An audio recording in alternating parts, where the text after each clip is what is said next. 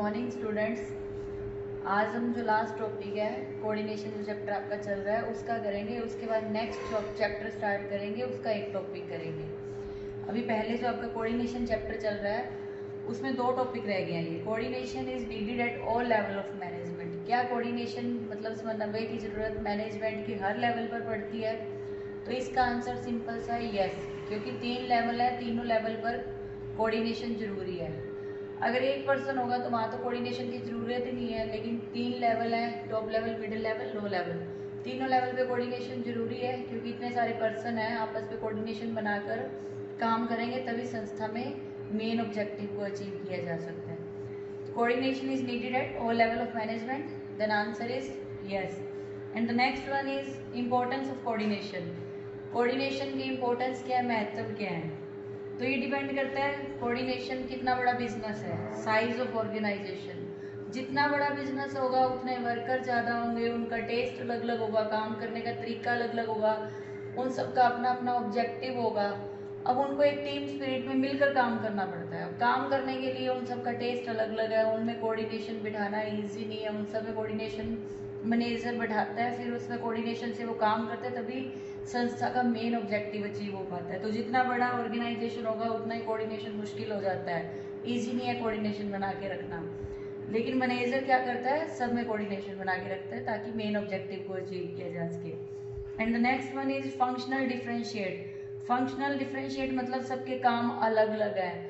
काम अलग अलग काम होंगे, ऑर्गेनाइजेशन के डिपार्टमेंट होते हैं, अलग अलग डिपार्टमेंट के अलग अलग मैनेजर हैं, उसके अंडर अलग अलग वर्कर काम कर रहे हैं, सबके इतने सारे काम हैं। सब डिपार्टमेंट अपने अपने डिपार्टमेंट का बेनिफिट चाहते हैं, लेकिन सबको मिलकर काम करना पड़ता है। सिर्फ अपने डिपार्टमेंट का बेनिफिट देखेंगे तो मेन ऑब्जेक्टिव कभी अचीव नहीं हो सकता। तो उन सब के फंक्शनल डिफरेंशिएट मतलब सब डिपार्टमेंट के जो अलग अलग काम है उन सब में कोऑर्डिनेशन बनाकर चलना पड़ता है। And the next one is specialization. Specialization का मतलब होता है कि जो जिस काम में परफेक्ट होता है उसको वही काम दिया जाता है। क्योंकि ऑर्गेनाइजेशन में सारे काम को छोटे छोटे पार्ट्स में डिवाइड कर दिया जाता है। छोटे छोटे पार्ट्स में डिवाइड करने के बाद जो जिस काम में परफेक्ट है उसको वही काम दिया जाता है। वो बार बार उस काम को करके उस पर स्पेशलाइज हो जाता है। तो स्पेशलाइजेशन के अकॉर्डिंग भी काम देने के लिए कोऑर्डिनेशन जरूरी है। And the next and last one is interdependence of different process. Interdependence का मतलब क्या हुआ, सारे प्रोसेस जितने भी ऑर्गेनाइजेशन है एक दूसरे पर डिपेंडेंट होते हैं। अगर उनमें कोऑर्डिनेशन नहीं होगा तो वो सही तरीके से काम ही नहीं कर पाएंगे। तो अगर इंटरडिपेंडेंट का मतलब सारे एक दूसरे पर डिपेंडेंट है, purchase department, sale department, production department, marketing department एक दूसरे पे डिपेंडेंट है, तो सब में कोऑर्डिनेशन होना कंपलसरी है, तभी बिजनेस का मेन ऑब्जेक्टिव अचीव हो सकता है। तो कोऑर्डिनेशन के सिंपल से इंपॉर्टेंस हैं। फर्स्ट, ऑर्गेनाइजेशन के साइज पे डिपेंड करता है, फिर अलग अलग काम होते हैं, फिर सबको काम जो डिवाइड किए जाते हैं उनकी एबिलिटी के अकॉर्डिंग किए जाते हैं। सारे काम एक दूसरे पे डिपेंडेंट होते हैं, तो सब में कोऑर्डिनेशन जरूरी है।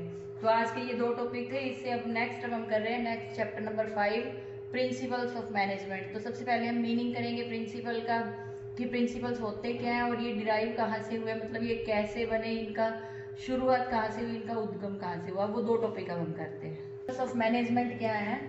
प्रिंसिपल्स ऑफ मैनेजमेंट मतलब जो गाइड करते हैं मैनेजर को कि तुमने कैसे काम करना है। काम मैनेजर ने अपनी एबिलिटी के अकॉर्डिंग ही करना है, लेकिन गाइड करेंगे principle. Principle is a fundamental statement और truth providing a guide to the thought और एक्शन। मतलब क्या है, ये एक स्टेटमेंट है, ट्रुथ है कि तुम ये गाइडलाइंस को फॉलो करोगे तो ऐसा होगा। ये रियलिटी में उन्होंने करके देखा है पहले, तभी ये प्रिंसिपल्स बने हैं, तभी ये प्रिंसिपल गाइड करते हैं। जैसे मुझे गाइड किया किसी चीज़ के लिए कि ये ऐसे करना है, मैंने वैसा किया तो वो काम उस तरीके से हो गया। मतलब प्रिंसिपल्स, एक प्रिंसिपल जो स्कूल का प्रिंसिपल होता है उसमें AL लगता है, PAL लास्ट में, यहाँ पे PLES है। मतलब ये प्रिंसिपल सिद्धांत की बात हो रही है जो हमें या मैनेजर को ऑर्गेनाइजेशन में गाइड करते हैं।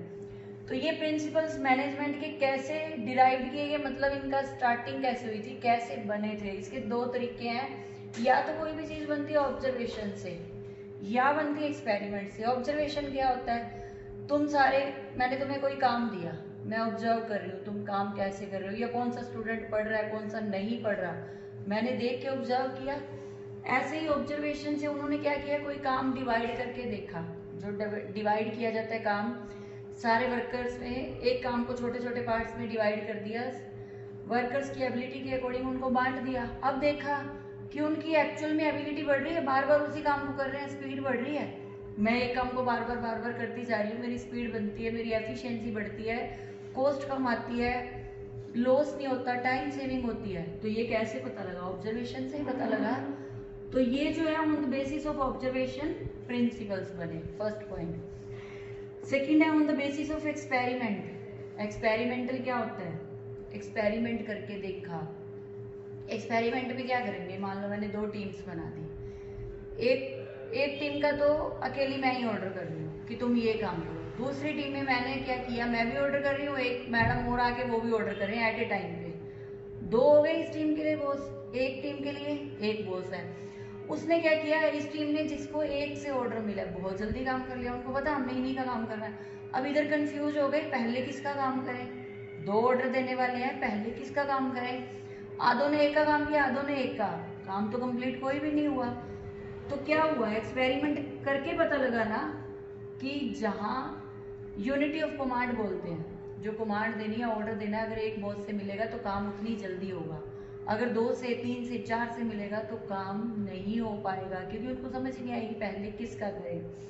तो ये प्रिंसिपल्स ऑफ मैनेजमेंट का कैसे उद्गम हुआ, कैसे ये स्टार्टिंग हुई, on the basis of observation, analyse करके, on the basis of experimental, experiment करके पता लगा। तो आज के लिए इतना ही सफिशिएंट है, आपको इतना अच्छे से लर्न करना और कॉपी पे नोट करना।